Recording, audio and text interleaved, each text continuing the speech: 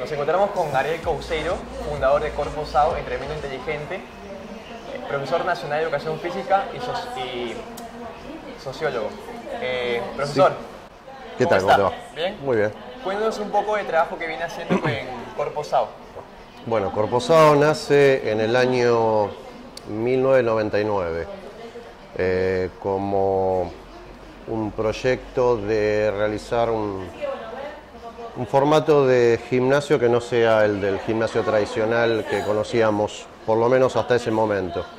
El proyecto tenía que ver con un entrenamiento más personalizado, con formas de trabajo que se parecieran más a las de los atletas y no tanto a la modalidad que se usaba en los gimnasios comerciales, que tiene que ver mucho con el culturismo y con las raíces de este tipo de entrenamiento de los años 70 y 80. ¿Qué es un entrenamiento inteligente?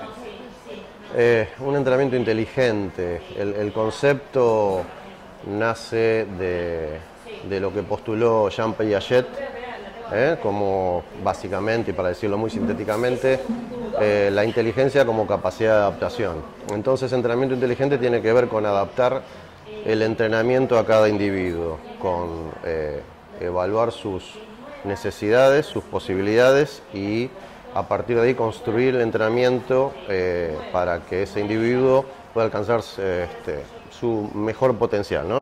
La gente tiene un gran déficit de movilidad y estabilidad, que son las bases, el sustento para todo movimiento, ¿sí? Lo primero que hay que buscar en una persona es movilidad y estabilidad. A los que buscan por ahí hipertrofia y quieren estar mañana grandotes, primero que eso obviamente no va a suceder y no se los puedo prometer, pero por ahí los pone muy ansiosos esto de empezar a trabajar sobre desequilibrios musculares, estabilidad del core. Eso. Es un poco complicado. Lo que se puede hacer, o lo que trato de hacer, es buscar las alternativas de movimientos que sí puedan generar sin que le produzcan daño, ¿sí? Porque cargar sobre la disfunción lo único que genera es lesiones. Sí. ¿Qué opina de la estandarización de entrenamientos en muchos gimnasios? No, bueno, justamente es contra lo que yo trabajo. O sea, mi premisa es que la estandarización en general no sirve. Puedo tener protocolos similares en muchos casos, pero cada individuo es único y además tenemos un problema, si se quiere, cultural. Estamos desnaturalizados, la vida sedentaria nos quita mucho del potencial con el que llegamos, ¿sí? Cuando nacemos. O sea, los años de sedentarismo nos van quitando posibilidades de movimiento. Los mayores déficits están en la movilidad y en la estabilidad. O sea, hay un gran déficit generado por la posición de sentado de tantas horas, acortamiento de psoas ilíaco, debilitamiento de glúteos, muchos problemas de espalda, producto de lo que Handa decía, la amnesia muscular del glúteo, lo que Stuart McGill popularizó como la amnesia glútea. Usar la columna más de lo que se debe y no usar los músculos de la cadera. Bueno, todo lo que es postural y que instalado durante años genera bueno, que cada vez sea más difícil revertirlo. Poner una persona con problemas posturales, con rigidez de columna torácica, por ejemplo, con debilidad glútea y demás, hacer un despegue, unas sentadillas, un press por sobre la cabeza, lo único que va a generar es problemas. Primero tenemos que hacer todo ese proceso. Ese testeo, ¿no? Es un testeo que para algunos entrenadores puede ser más largo, para otros más corto. Cuando tenés más experiencia por ahí con un par de maniobras ya te das cuenta, tenés un panorama global un poco más claro.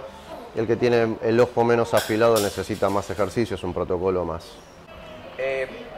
Hablando de lo que es los que entrenamos y hablando de los que son entrenadores, ¿qué cualidades debe tener un entrenador para ser considerado como tal, en su opinión? El entrenador tiene, bueno, más allá de su formación y de aspirar a una formación permanente, yo siempre digo que tiene que ser un tipo casi un neurótico obsesivo. ¿Casi un neurótico obsesivo? Casi un neurótico obsesivo, ¿por qué no un neurótico obsesivo? Digo, porque tiene que... el refrán dice, el diablo habita en los detalles. Y los detalles, y el entrenador que es capaz de fijarse en los detalles es el que marca la diferencia. ¿El que sirve en otras palabras? ¿Cómo? ¿El que sirve en otras palabras? O sea, el que vale la pena... El que sabe ver en el individuo el detalle que otro no sabe ver, ese es el que va a lograr resultados que el otro no va a lograr. El que le presta mucha atención a la técnica, a la ejecución. Los resultados en el entrenamiento básicamente van a llegar por la persistencia que tenga esa persona entrenando. Entonces, para mí, el entrenador tiene que ser un tipo que se capacite permanentemente, que tenga una visión muy especial. No solo hay que quedarse con el conocimiento, hay que también ser capaz de experimentar, hay que unir la teoría con la práctica, hay que ver lo que pasa en las trincheras del entrenamiento. Ahí cuando estamos con la gente hay que saber observar y extraer lo que observamos y unirlo con la teoría. Profe, ¿me puede definir lo que todo entrenador debe saber es? Tantas cosas. Fundamentalmente es, y aunque parezca una obviedad, cómo debe moverse la gente, cómo debe moverse el individuo, respetando las diferencias antropométricas, obviamente. No es lo mismo un individuo de 2,10 metros que un chico de 1,50 metros.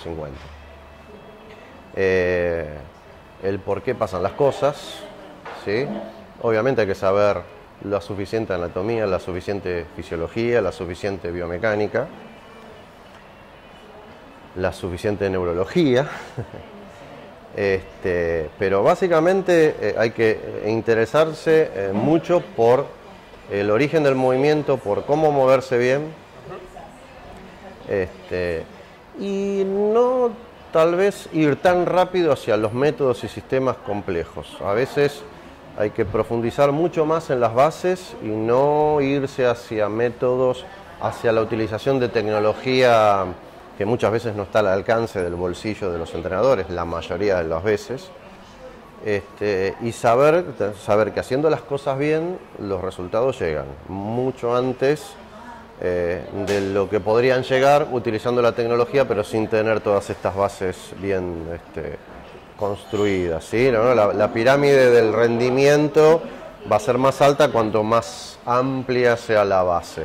Muchas gracias, profesor. No, por favor, muchas gracias a vos. Un saludo para los entrenadores peruanos y personas que practican mucho deporte allá. Bueno, un gusto estar en esta entrevista, un gusto que tengan interés por conocer qué es lo que hago y cómo lo hago. Espero que estas palabras les hayan servido de aliciente, que siempre tengan presente que la formación nunca se termina, debe ser desde que nos incorporamos en esta profesión y hasta que, yo calculo que hasta que nos morimos, ¿no?